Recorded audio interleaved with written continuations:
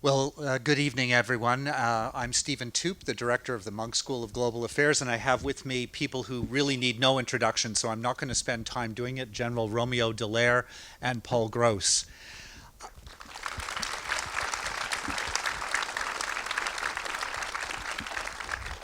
Paul, I want to start the conversation with you with a pretty obvious question, but we were talking before, and there isn't a great tradition of war films in Canadian cinema. And so I'm curious as to what it was that prompted you to make this film in the first place. Yeah, so am I. I, I really had sworn that I would never do another one because they're just so ferociously difficult to do. But I was invited by the Canadian Forces, first of all by Rick Hillier and then others subsequently, to go. They assembled groups of people to go to Afghanistan to visit the troops, and I was unable to go for quite a while. And then I could go finally, and I think it was 2010. I think I went, and I'm not sure what I anticipated I was going to see, but it really bore no relationship at all to what I imagined the war zone would be like. And I think the thing I was most struck by was how phenomenally complex it was. I was only there for about a week on the first trip, and I thought, first of all, I haven't been told any of this by the press. I felt that our press actually didn't do a tremendous job. We had some very good correspondence, but an awful lot of it let us down in terms of informing us about what it was we were engaged in for such a long conflict. And the other thing I felt is that I don't think I wouldn't know how to function inside something so complex where there appears to be no fixed moral compass. There isn't anything simply delineated, or here are good guys and here are bad guys. It's all very, very fluid. And I guess it was sort of in thinking about that and talking with soldiers that slowly I started to think, well, I'd at very least like to go back and photograph it. Because about that time I was there, the rumors were starting up that we were going to pull out of combat operations. So I went back with the camera team about a year later, or a little less than a year. We spent a couple of weeks at least just wandering around, photographing everything. I didn't have a story at all. I wasn't even sure I would make a film. But it was in that trip and talking to soldiers, meeting different kinds of soldiers who would then introduce me, in particular a guy who's in here somewhere, Ted Howard, introduced me to the Afghans that he worked with, that I started thinking, no, there is a film here somewhere, and I think that we need to have some record of this. We would otherwise have most likely no record in our library of cinema. So yeah, I guess it was that, is to try and hand over what I experienced, was this is the face of modern warfare. It is not at all like what we think it is. It is far more complicated than we have been told or imagined, I think, for the most part. And I don't think I'm alone in saying that I felt very ignorant about what it was we were engaged in. So I felt an obligation to try and unignorant myself, I suppose. Well, you certainly achieved that. Why do you think we don't have a stronger tradition of making films about the military experience? I mean, Canadians have been in the First, Second World War, Korea, some Canadians fought in Vietnam, etc. Is it just a question of money?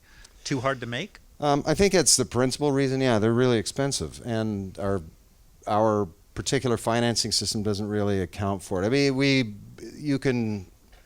you can probably, if you maximize everything, pull together about 7 or 8 million domestically in Canada.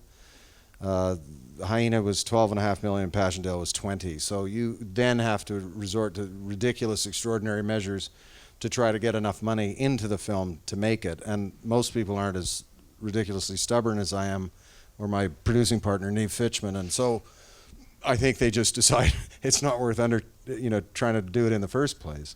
I mean, we did go to absolutely absurd lengths where we were considering trying to figure out how to get money that was in a sea can on the outskirts of Kabul somehow laundered and into Canada. That one point where the lawyers are saying, you're not you're not serious about this, are you? You could go to prison. Oh, okay. Then maybe we'll try some other route. But I would wake up sweating at least for about a month thinking, how can I get that cash out of that cargo container? So I think most people would rather not go through that, most film producers. So this is primarily a film about the Canadians who were there fighting and trying to make a difference for people in Afghanistan. But it's really noticeable that at various points in the film, children are important. I mean, obviously the two girls who were kidnapped, but we see the other really striking image I have is that little boy sitting in the just in the middle of the city while there's a firefight going on around him, and then there are children all over.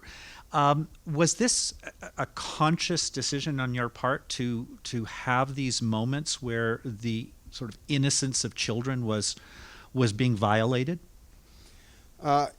Yes and no. It was, some of it was conscious. A lot of the footage of kids in the film is actually from villages on foot patrols, and they're all over the country. There are a lot of kids, and it's so odd to be walking in a group of heavily armed soldiers into a village that is, more or less on our side, so to speak. But you're never entirely sure.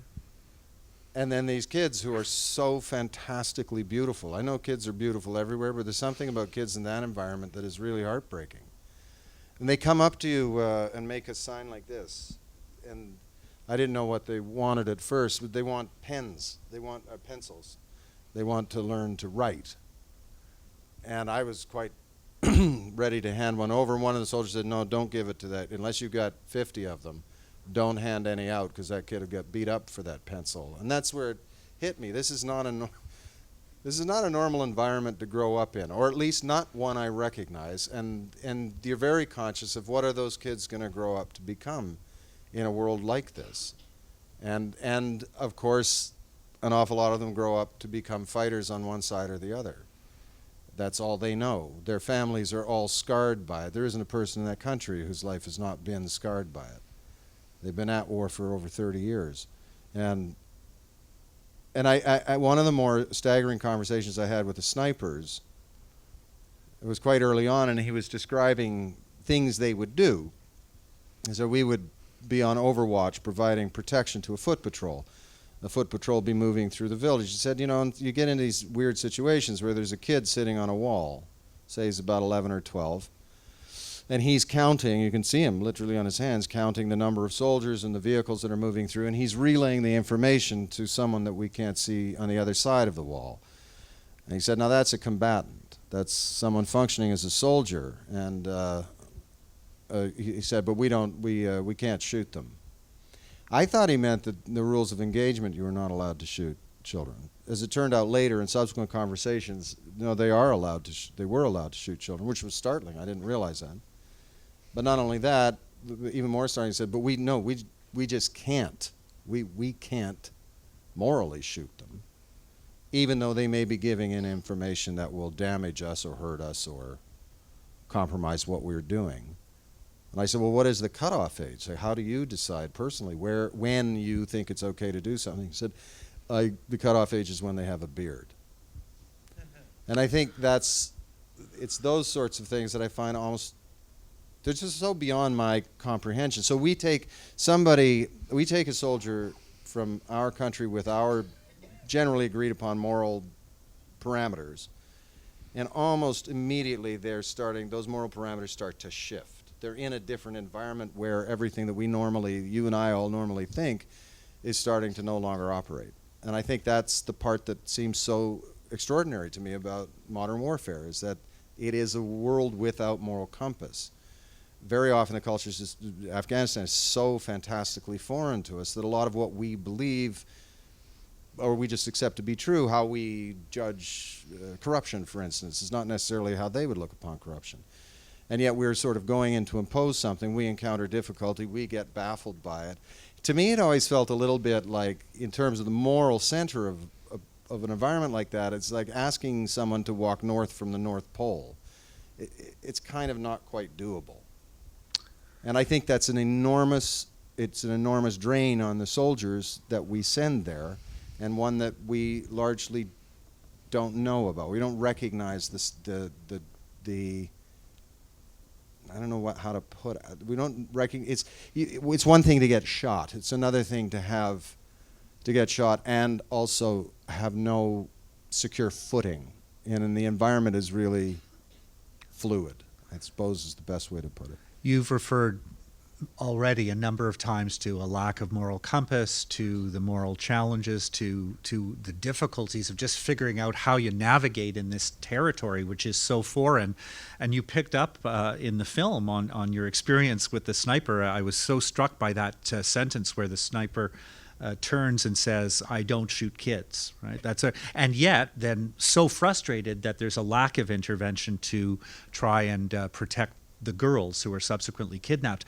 General Dallaire, this sense of being on really uncertain ground, not having clear moral compass to make decisions, is that something that you would pick out, having seen the film, as a central theme, and does it resonate with your own experience?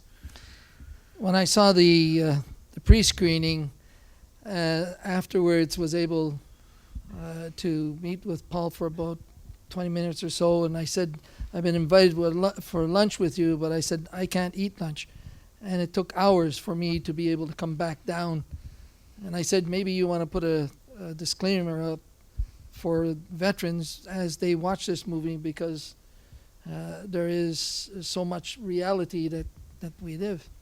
You know, the questions you were asking and what we're going through, we have stumbled into a new era, and a new era of enormous complexity and ambiguity. And if we used to use the term fog of war in classic use of force, that is nothing compared to the fog of war that we are now facing, where we are constantly confronted with ethical, moral, and even legal dilemmas in trying to achieve the mission.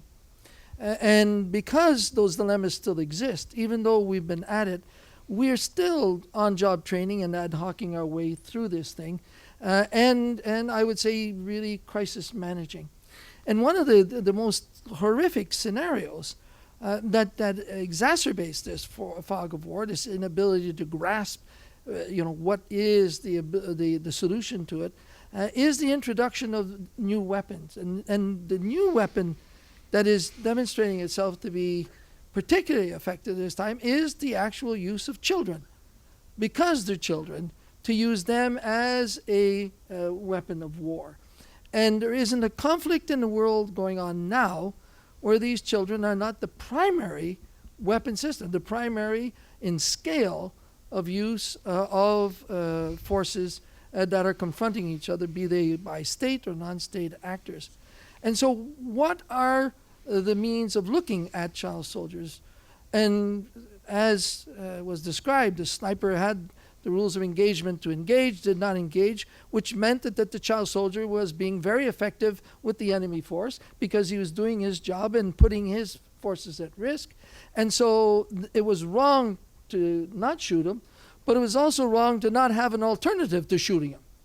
And all our doctrines around the world are essentially either you use force or you don't. And there's where the problem exists.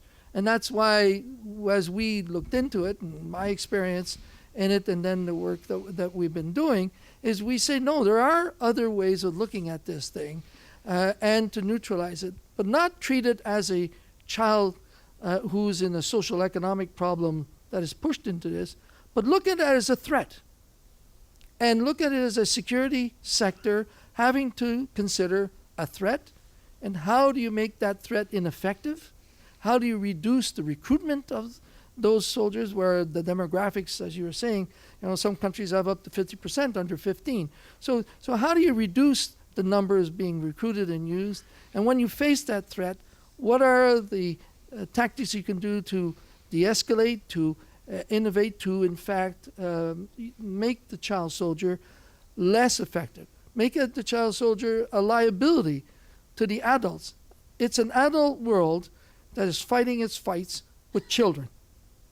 There is something perverse beyond being a crime against humanity, of actually seeing that and not having solutions. And in fact, what we found is that none of the armies have actually trained to look at how to neutralize, make ineffective, that weapon system. So it's appalling to think of children as a weapon system. I find that a very powerful statement. Interestingly, this film is not specifically about child soldiers, but I notice that we seem to be now finding many filmmakers becoming interested in this question. So we've had Beasts of No Nation, we had Rebelle, we've had the film about Guantanamo and Omar Khadr.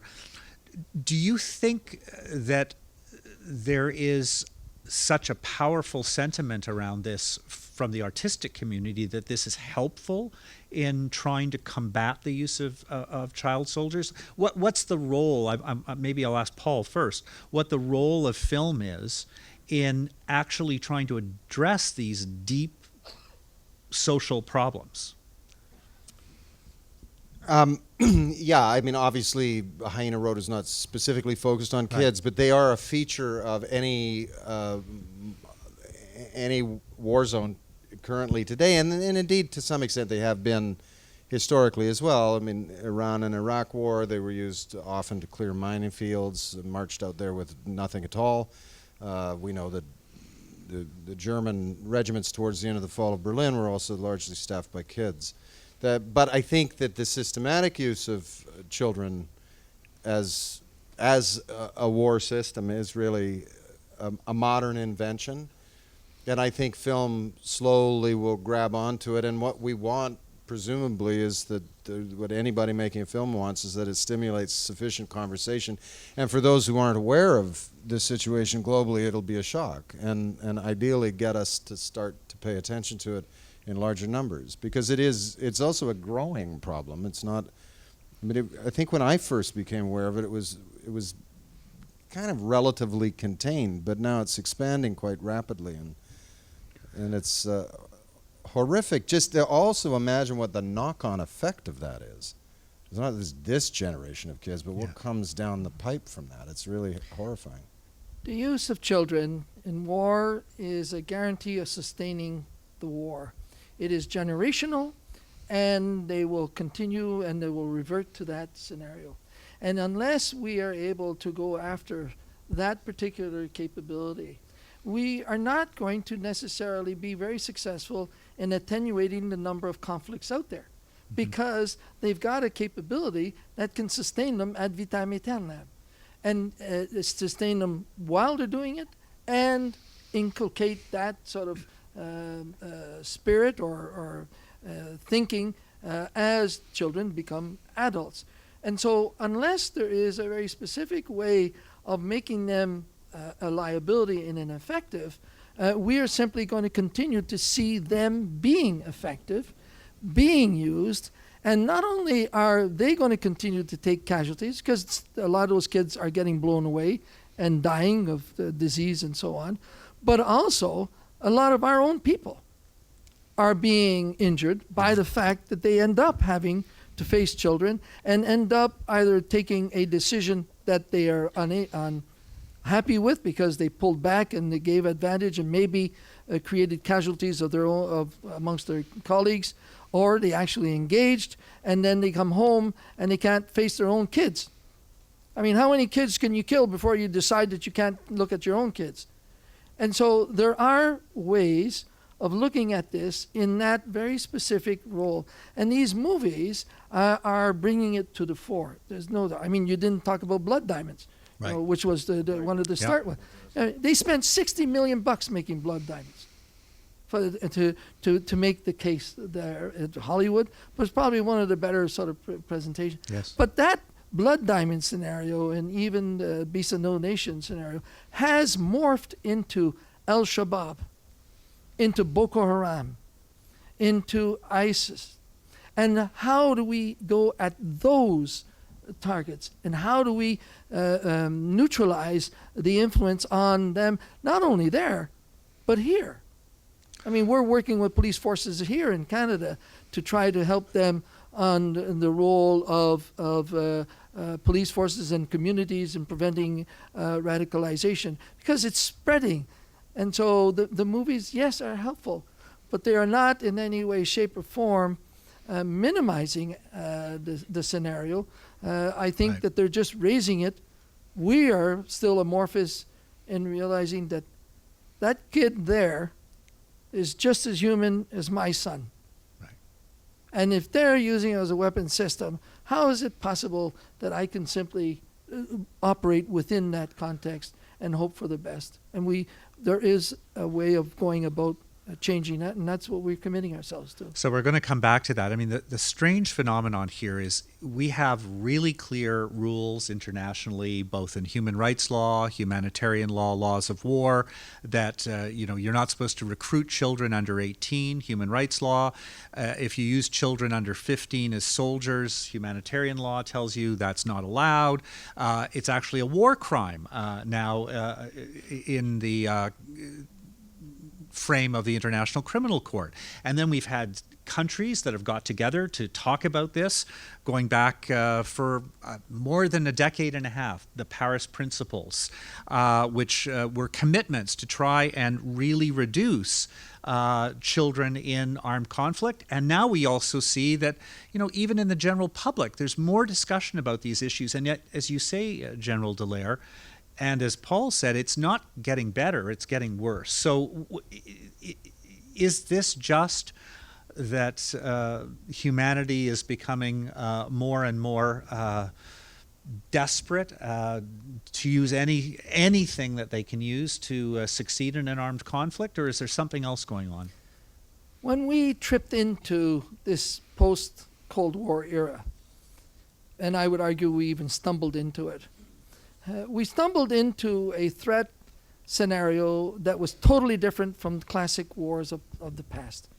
Because the other side, whether you perceive who you are, but the other side, as we are looking at the conflicts going on now, are essentially playing by none of the rules. So they're playing by none of the humanitarian law, law of armed conflict, any of the moral references that we have.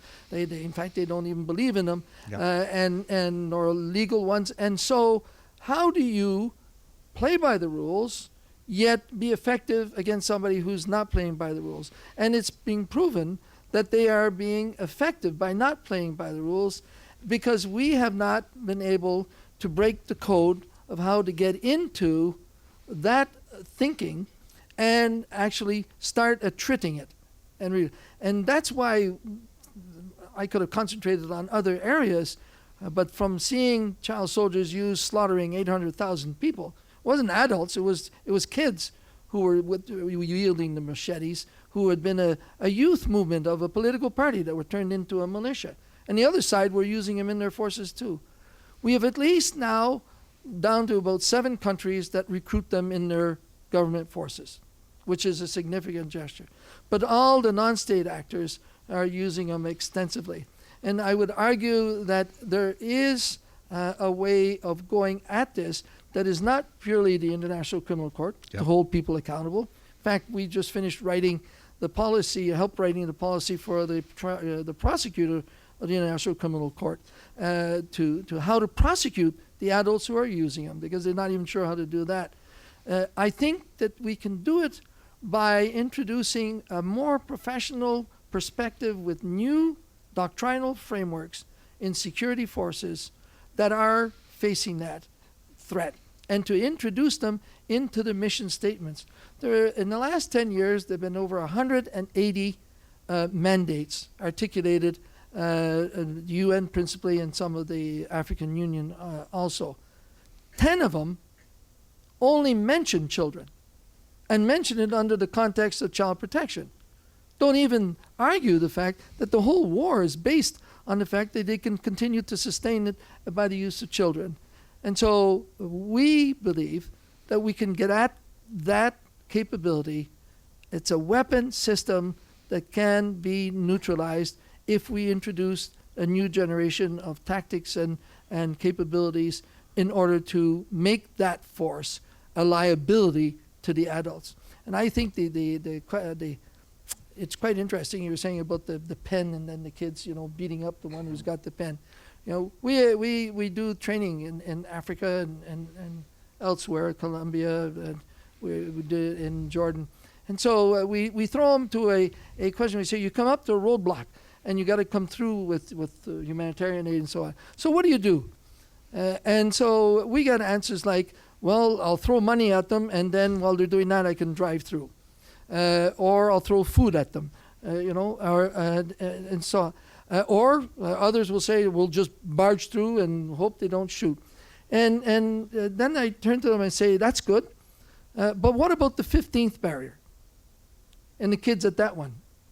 How much money do you think it's going to cost you to get through there?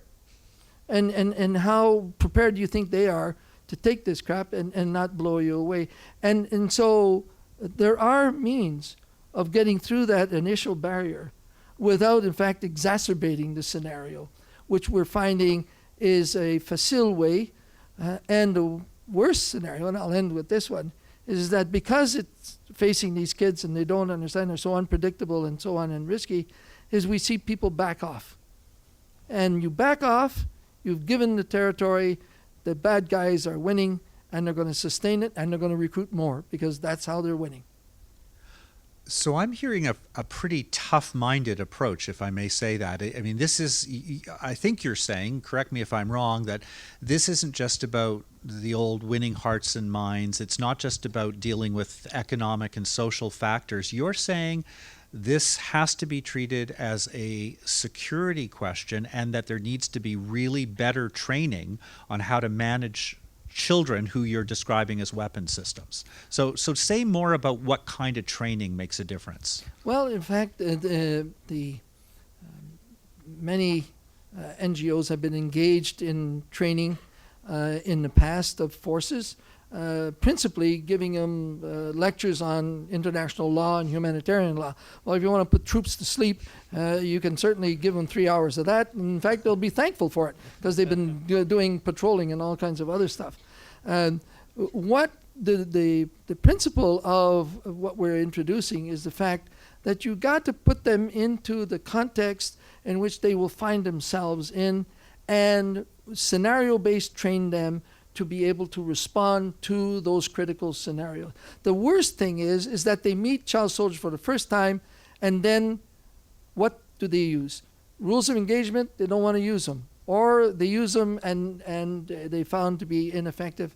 And so we put them through a series. We got 14, 15 scenarios in which we walk them through, we have them exercise in order to de-escalate the use of force. And in fact, bring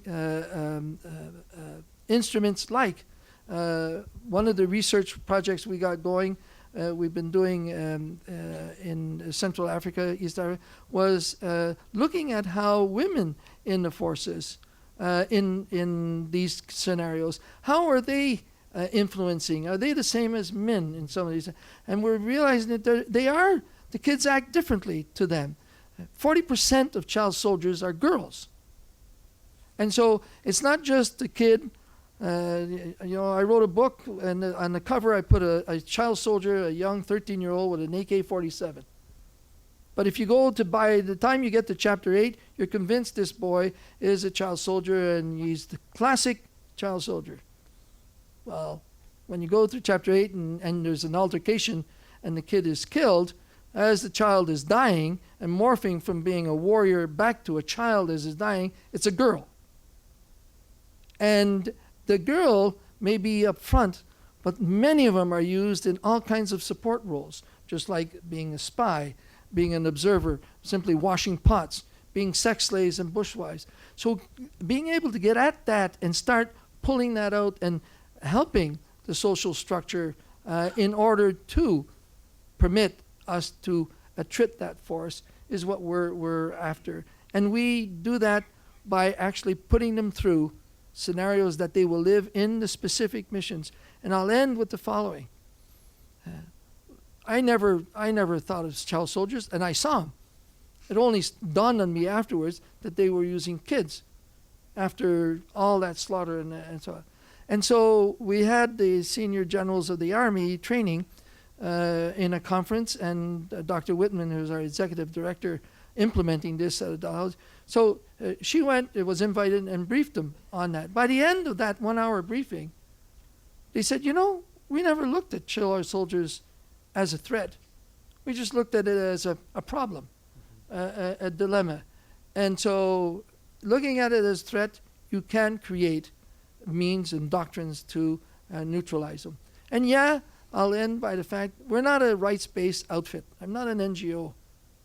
We know that there will be cases, just like you've articulated, there will be cases where children will be killed. But it's not the primary means of neutralizing those kids. It is in extremis that we believe. Paul, in your conversations with snipers and with people in Afghanistan, did you have these kinds of opportunities to think through how those soldiers actually saw children beyond the idea that they didn't want to kill children? Did they see them as threats as you encountered it, or did they see it as this moral dilemma, or both? I think both, really. I mean, first of all, I didn't have an enormous number of big, complicated conversations, because I think soldiers by nature have to simplify the world they're in order to be effective in it. They can't kind of consider all the possible facets of things, otherwise they'd be like me and just kind of stand there paralyzed. So, but I mean, a lot of it was very funny. The kids come out when you're on foot patrol. They're there all the time. They come out if you're on a mounted convoy going through a village. They come out and wave. So they're constantly present. They also throw stuff at you. They throw rocks, but it's sort of like a sport. And one of the soldiers said, this kid I think he could pitch in the major leagues. He hit me with a curving fastball with a rock right in the helmet from a good long distance. So there's a lot of fun with them. The kids, the interaction with children in the villages that I experienced was fantastic. There's an extraordinary thing, though, when you get up to about the age of a beard or just before that, where suddenly the open face of fun with children shifts into what it was called over in Afghanistan stink eye, where you get this look that's really indescribable, particularly on this one convoy through Kandahar. So older people and little kids, but in between, no. That it's very hostile. I think if it were me, just to extrapolate, and I'm going through a village and I come back on rotation a few years later and it's the same village, and I know those kids that were friendly to me are now perhaps not, I think that starts to build in a certain tension even with the little ones. That it is, as you're saying, General, that is the sustaining of the combat force, that it will continue to reproduce itself. And it would make that whole interaction start to seem odd to me. And you're present with it all the time. It really is it's very seductive. Because you start to think, oh, what an idyllic country, everything's fine. Well, of course it's not. And it's not that every child you look at, you think, oh, that child is going to kill me. But it was a very short, brief introduction to the war zone, and thought, but you could in a few years. Mm-hmm. And you might. General Dallaire, say a little more about the officer corps. You train soldiers on the ground who are actually having to deal with these situations, and you're saying that they've got to have more strategies. How do you deal with officers in helping them help their soldiers do a better job at dealing with child soldiers? I think there's as we were doing after Somalia, and if you remember Somalia, of course, in the 90s, and we looked at that, we felt that the officer corps needed to bring more intellectual dimensions to the purely experiential background that we had. We knew how to fight. There was no doubt there. But in these conflicts, in the ambiguities and complexities, and with the nature of our sort of, at times, very nearly anti-rules of engagement that we saw certainly in the 90s, we were simply not able to get ahead of the problem. We were simply reacting to the problem. So we felt that we had to bring in more to the officer corps than purely the warrior ethic. That's fundamental. We must be credible that in extremis, when force has to be used to make the point, we can use it, and we're effective and we're credible, and of course, the threat of use of effective force is stronger than its actual use, because then you started treating it.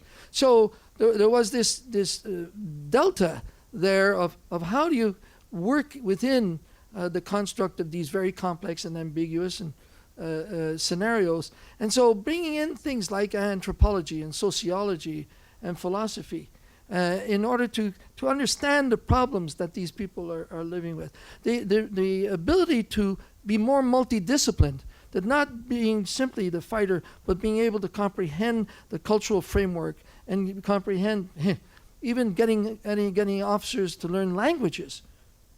It's bad enough in this country, 40 years after we bring in bilingualism, that we're still fighting to get bilingualism going, that we should already be learning a third and fourth language, because we're a nation that can be deployed into many of those countries. And so to acquire these extra skill sets that give you then the ability to communicate and to understand, and then to participate in solving the problem, and not simply go to the big stomping, big sort of often the American way of blowing the shit out of the place and then ask questions afterwards.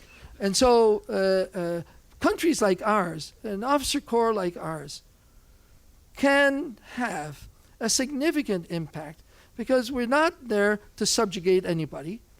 We believe in human rights. We believe in a work ethic. We master technology.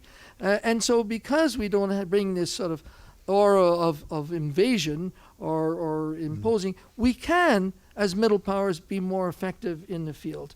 And so the officer corps, in my opinion, has got to continue to drive to find the multidisciplinary solutions to what's out there, and not the single sort of stovepipe solution of use of force, non-use of force. The diplomats do this, humanitarians stay there, and humanitarian space cannot be crossed over, and keeping neutrality. And I notice James Orbinski is here, and we've been on many forums arguing that exact thing. It is a new era. We've come into a new era. The weapons are new. The threat is new. And you've got to bring in new capabilities to counter it. We used nuclear weapons during the Cold War to keep each other in balance. What's the new tools now? And if the officer corps is intellectually not capable of grasping that and getting ahead of the game and bringing the new doctrines in, and thus the skill sets from which we build the tactics and organization and training, then we are not going to wrest the initiative from the bad guys, and the bad guys are going to continue to catch us by surprise. Paul mentioned earlier that we're very lucky this evening to have with us Lieutenant Ted Howard, who was in part the inspiration for Paul's character in the film, and also was a producer of the film. And so I'd like to invite him up now just to say a few words about his experience, because I think it'll give a really solid grounding for the questions from the audience afterwards. Lieutenant Howard. Thank you very much. I didn't really have anything formal to present. The one thing I did want to say is many of the characters within the film, as Paul has highlighted, they're all based in reality. The cleaner's a real guy.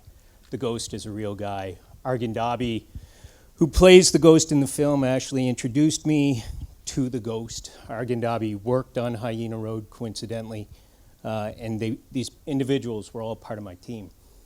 Now, the cleaner quite often would get night letters with threats against his children. And the one thing that I did want to contribute in this forum is that in the context of him receiving these night letters, I could see in his eyes that look of terror. We highlighted in the film, he can't spend 2 or 3 days in the same house. He consistently has to move. His family's been in Kabul for almost a decade now. that terror that he feels about the safety of his children is real and it's tangible. And it's something that, as Canadians, I feel we do not appreciate because our children come home at night. Our children go to school, they come home, we see a future for them, but what does the future entail for the cleaner and his children? Arghandabi moved his family to London years ago for the same reason, right? But these patriots of Afghanistan continue to fight for those freedoms that we take for granted. That's all I really had to say. Thank you very much, Lieutenant Howard.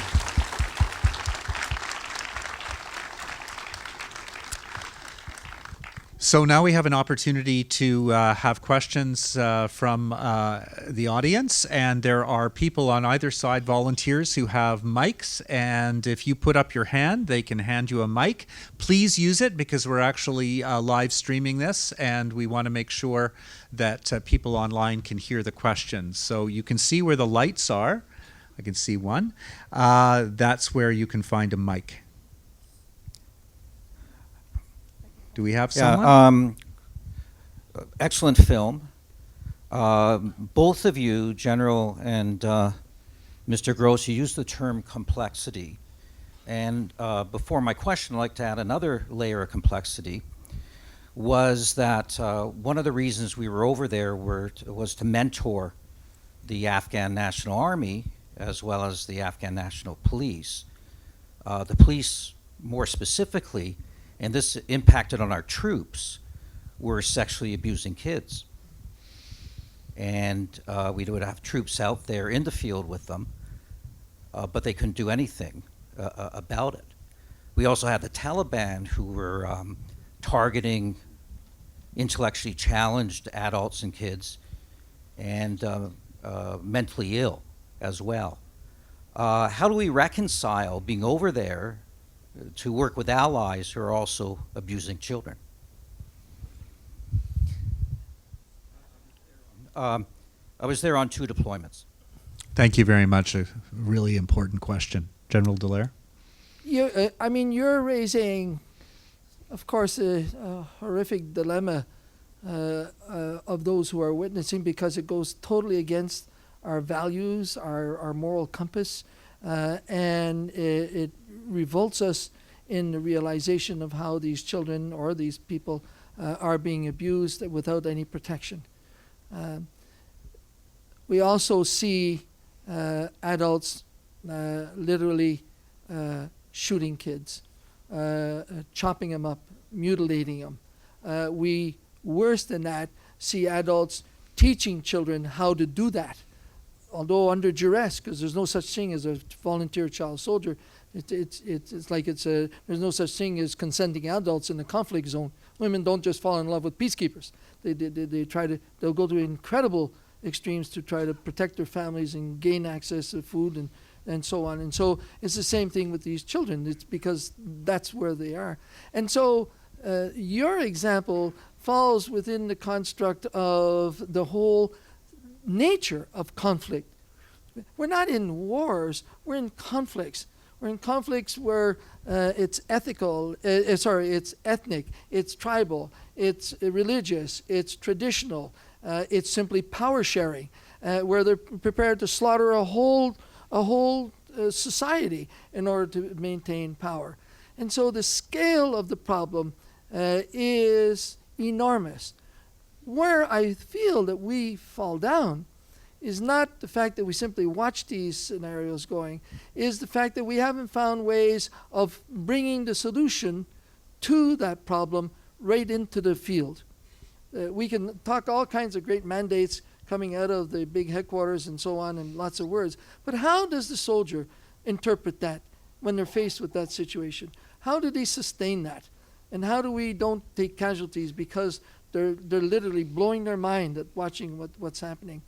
And so I would argue that the problem solving is not short term. There's going to be a lot of people still suffering for a long while. Where the failure of resolving that comes from is that we pack it in before we're finished. We pack it in before we actually change it. We pack it in because we've accepted a cultural framework that is abusive because it's been there, and that's sort of acceptable. If we're going into these countries, if you're not going in for 20 years or 25 years to assist them, then you're wasting your rations, because you need generational frameworks to actually change that. And there will be these situations as you build the capacity of taking away that type of thinking, taking away the children to be considered as fair game to be a weapon, and treating that and changing the culture there. I'm not in the business of simply stopping people using child soldiers. I'm in the business of eradicating even the thought of people wanting to use children as weapons of war. And that's a long-term exercise. And that's the only answer I can give you. I think there's a question right at the back. Oh, sorry, right over here first. Yes, thank you very much. It will be. Thank you very much for your production. I mean, it was extraordinarily important and interesting. What struck me was, I guess this is to the General, that Canada has had a history of, I'm not going to say nonviolence, but I'm going to say peacekeeping. And I think General, you're well aware of that. And we moved from that position to one that's quite different. And when you talk about child soldiers, it strikes me as well that what affects me is who are the Canadians, and for that matter the North Americans, that enter themselves into war, into conflict situations, and quite often, and it's a hard sort of a comparison, I realize, but we're not talking about a draft in this country, nor are we talking about a draft, of course, in the United States, where the poor souls who can't get jobs are conscripted, basically, and there they are in Afghanistan. And when I watched your movie, and I saw these kids in Afghanistan, who there they were, and I questioned myself, why are you there, buddy? Why are you there in that horrible desert? Because you probably can't get a job somewhere else, and you've been sold a bill of goods to be there. Now, Rick Hillier was a great cheerleader for all of this. And you know Rick very well, I know. But Rick, well, here's the question. Yeah. Rick Hillier was a cheerleader for Canada, moving into the zone of being warlike and not peacemaking. He was a cheerleader, and guess what? Where we are today, we are losing people in the military. If you could comment, General, if you could comment. Thank you. Well, Can I just start with that? Yes, we are peacekeepers and have been, and we're terrific. We've also been warriors. The word stormtrooper was invented by the Germans in the First World War to refer to the Canadian troops of whom they were most frightened. The only deceptive move ever made in the First World War along the line is we moved the Canadian Field Hospital north while we moved our fighting force south. The Germans countered north, assuming we'd be there with their best forces, because they were terrified of us. When we were finished in North Africa and we were starting to talk about how to move into Europe, it was decided that the Allies would go through Italy. Montgomery was given the task, and he said, well, I have to have the Canadians. I can't do that with my guys. We have actually quite a long and proud history, not one we boast about, we don't crow about it, but we have been both sides of military involvement. And so I think it's misleading to think of us as only in blue hats. We have been exceptionally good at that. One can argue, I think, that the idea at least found a certain degree of its invention with Pearson in Suez, but we are also fighters, and when called upon, we will be so. And insofar as Rick Hillier goes, I'd say in his defense that he was speaking to us. He was speaking to the soldiers. He knew what we were sending people into. And the country needed to know that we were going to have casualties. This wasn't cheerleading. It was actually just a little dose of some harsh reality that none of us were particularly prepared to recognize. First thing is that generals don't declare war, politicians do. So the first place to start is looking at the political elite and how they are There isn't a statesman among them today with an innovative thought. And so because of that political sort of concern, they hedge their bets, and we go at things in a gradual and often late, look at Syria and Libya and so on. And it's the troops on the ground that carry the weight of that ineffectiveness and often those very poor mission statements. But during the Cold War, when we built this fabulous reputation of being peacekeepers in the world, peacekeeping was 3% of our operational activity. 97% of our operational capability was how do we kill Russians? And that's what we trained. We trained in North Norway. I trained in Central Europe. We trained back home. That was the aim. And peacekeeping was a use of our forces, and it fell effectively, and the Canadians accepted that. But it wasn't the essence of what we were. It was a near secondary duty that we had. But peacekeeping existed then. It was Chapter 6. They needed a referee without a red card or a penalty box to help two nations who decided to stop fighting, and they needed somebody to referee just to make sure that they'll play by the rules. That does not exist anymore. So it's not that we have become warriors. It's that peacekeeping doesn't exist anymore. We're into conflict resolution. We're into peacemaking. We're into scenarios with Chapter 7 where we're trying to protect civilians from massive abuses of human rights where in extremis force has got to be used. And in so doing, these conflicts have escalated, have become complex, and yeah, we are using force, and yes, we will take casualties, and yes, in Libya, it was fine to blow away some of the Gaddafi forces, but it would have been a hell of a lot better to have boots on the ground to separate them from the civilians and permit the civilians in a more serene way to sort themselves out and to offer Gaddafi maybe an option that he could have maybe accepted without seeing that country now self-destructing because we reinforced one side instead of trying to simply protect them. Reference the soldiers. They are high school graduates. They are often privates and corporals and sergeants have an undergraduate degree or a technical college degree. Some of them are more educated than the officers that they're facing. Now, the other thing about that is that my son came back from Haiti in that operation. I live in Quebec City, and the plane came in, and we were all there standing, and a journalist came up to me, and he said, General, he said, your son's in the Army.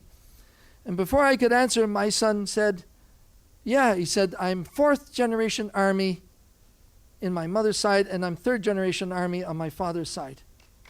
And we may be a family that lacks imagination, but we do believe in service to country. And that is the premise. And I'll end, however, in a bit of your corner. When I sat in the Senate and in caucus at the Liberal Party, there was a movement at one point when we were taking these casualties to say, maybe 18 is too young to join the forces.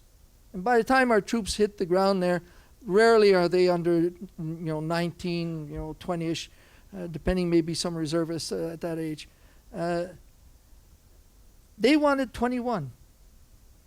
They wanted recruitment of soldiers, and the argument was they really don't know that they're putting at risk the whole of their life. It wasn't they couldn't get a job, or they're inept, or they're stupid. It's just that maybe what they're going after is not realizing the risk involved, and that commitment does have one clause that nobody else in this country has. And that clause is the unlimited liability. They don't have a union. They don't have rules to say, geez, I'm not going to do that job. They do it, and they do it at the risk of their own life. And where the whole thing falls down, it's not the fact that we're doing these operations which require professional soldiers and new skills to handle them. It's the fact that when they come back in body bags or injured, We don't treat them and their families with the respect and the dignity of the sacrifice they've done. And they got to fight again to live decently as injured veterans in our own country. And so I argue that it is a service. And my father served, and he said, don't ever expect anybody to say thank you. But in the same vein, he said, it is a worthy profession to serve others for a nation like ours. And that is a credo that we inculcate and they believe in when they're facing that enemy and those bullets. And this country should show the same abnegation to them by giving them a covenant of protection when they come home that will permit them and their families to be able to sustain the sacrifices and the continued sacrifices they're doing every day still now. And we're going to be employing 100 veterans. Many of them will be injured, going back to the field to maybe give them a bit of solace by training other armies and other police forces to do a better job in facing this child soldier threat. And maybe they'll feel that they've accomplished something more tangible by reducing the ability of countries to go to conflict by simply recruiting children. It's a worthy question, but there is no more peacekeeping. We didn't turn into warriors. We're just being used because the whole damn situation has changed and we're still trying to catch up with it. And that's my short answer.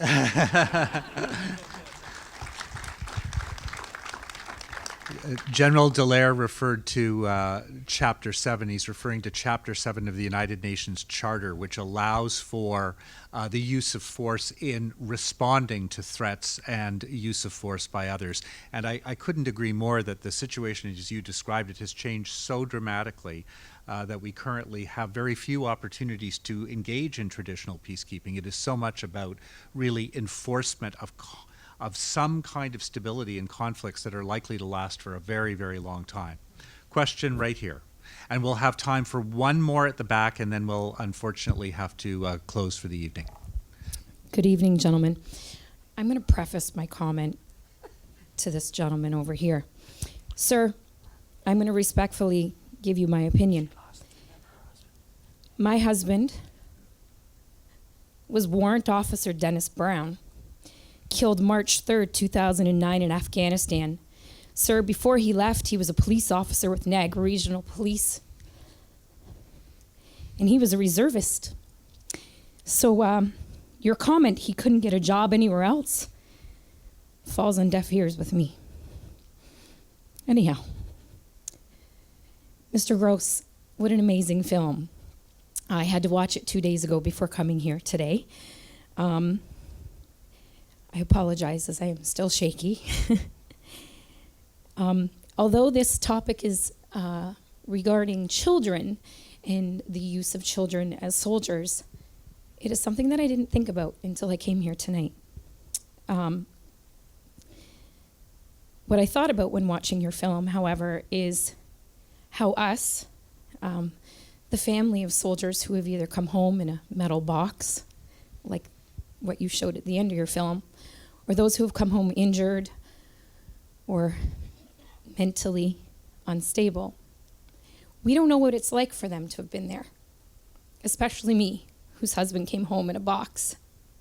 And your film was very true to reality. And when I think of the pictures on his computer that I looked at that have no explanation, your film explained it for me. And I thank you, because at the beginning of this, you said, I wrote down some notes. I'm a history major. I take a lot of notes. You said that we're ignorant a little bit. As civilians, we have no clue what's going on there. And that the media has had a lack of information. We get a lot of doom and gloom from the media, but we don't really understand what's going on there. And I believe that your film brought some of that to light. And from the bottom of my heart, I thank you for that. And, you know, it was definitely, General Dallaire made a comment about, you know, there should have been a disclaimer at the beginning. to the soldiers, but also to the family, because we really don't know what you guys, I'm sure there's some soldiers here in the audience, and you, sir, what you went through, because a lot of you don't come home and talk about it, right? You show us some happy pictures and smiley faces with your buddies, but we don't really know that you came face to face with a child combatant. We don't know that you saw your buddy's leg blown off. We don't know this. You don't tell us. And that was one of the comments you made as the star in the movie. You said, I have a wife at home, and she thinks I'm safe. And my husband told me that. And he was a bloody bomb technician. So, thank you. Your film was amazing. Well done. Well done.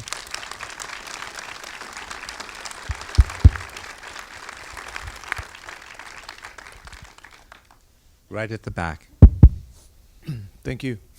My name is Glenn Vila. I served with the 2nd Battalion, Princess Patricia's Canadian Light Infantry. I fought in Afghanistan in 2008 out of Spurwingar. And Paul, I just wanted to thank you for your film. I've been meaning to see it for a while. I was off training, I was off doing different things, and I finally got the opportunity. Much to what you just said, the young lady in the front, it was very real. That ramp ceremony almost killed me. I was in tears big time. I carried some buddies down there myself, and the sentiment of just finally seeing, from a Canadian perspective, just the public being able to see what some of the stuff that we've been through, it's huge. You guys spoke to it and alluded to the fact that the mainstream media does not, or the film industry, the Canadian film industry for that matter, does not always represent Canadian contributions in war. And so once again, my hat's off to you. My second part is, I just came back from Antarctica. I was over there with the True Patriot Love Foundation, and I know that they work in tandem with Wounded Warriors. And I know this night is kind of a split venue with child soldiers and with the Wounded Warriors, but I just also wanted to give my appreciation on that behalf, because one of the things people don't understand is we always try and treat the acute injuries, the ones that are visible, and coming home from a job where every one of your steps could be your last, where you're far from your family, in the action, you're fighting for people that need help, you're a part of history, you're making history. That's something that's really special, and it's kind of that's the type of people that we are, and that's what we stand for. And when you come home and you try and transfer that into how can I work in an office, how can I make a living, it just doesn't really make sense for every soldier. You can take jobs that seem kind of simple to you, and they're never going to compare to something that important and that meaningful that you once used to call your job. So in that sense, that's the biggest challenge for a lot of these soldiers, and I know we're making strides to help treat those that are wounded or the families of the fallen, which is of utmost importance. But it's also important to help those soldiers that are transitioning from that type of lifestyle, because I think it's fair to say that the men and women of the Canadian Forces are some of Canada's finest, and they deserve it. So thank you. Well done. Just a short. I hope you'll go on the website childsoldiers.org and apply maybe to become one of the trainers with your experience and your background to help us help others to eradicate and stop these children being used, and maybe have less of our own being injured by the fact that they're facing these problems. But there's one angle that I want to reinforce, this magnificent Mrs. Brown and what the courage she had of standing up. I went public with my injury in 1997 because we didn't want to recognize that we were taking casualties at home, that we were only recognizing the casualties overseas. and that we weren't recognizing that those who had been injured by operational stress injuries and were taking their lives because of that just didn't count. And I would argue that those who are injured psychologically and ultimately commit suicide, and it is proven where that injury was sustained in operations and was an overriding factor of why they committed that suicide, that they and their families start to get the recognition that we didn't lose 158 in Afghanistan. We probably lost 200 or 210. And God knows how many we lost in the 90s, some who served with me, that we've never counted because they committed suicide. This is an operational stress injury that can be fatal, and it can be fatal 15 years after, as one of my officers killed himself. And so, ladies and gentlemen, we've got to find that gainful employment. And he's right. It's not necessarily turning them all into carpenters. That's no better than the child soldiers that we rehabilitate and we make them all cobblers in a country that people don't wear any shoes. There is a way of gainfully employing those people who have served and are injured, but can be still an extraordinary service and use to our country. And that's one of the fundamental premises of why we are expanding our capability, is we want to use those soldiers who can understand the problem, who have felt it and have lived with it, and can go out there and inculcate that concern in those who haven't lived that experience yet, and give them the tools in order for them to be more effective and not end up as a casualty as they are. So bravo to both of you, and thank you.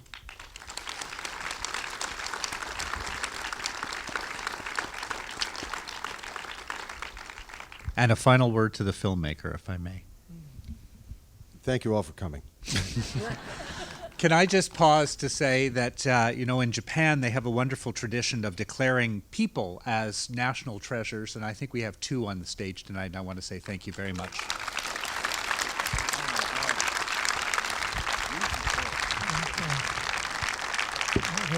Well, they've got my uniform in the War Museum, so maybe I'm already trying.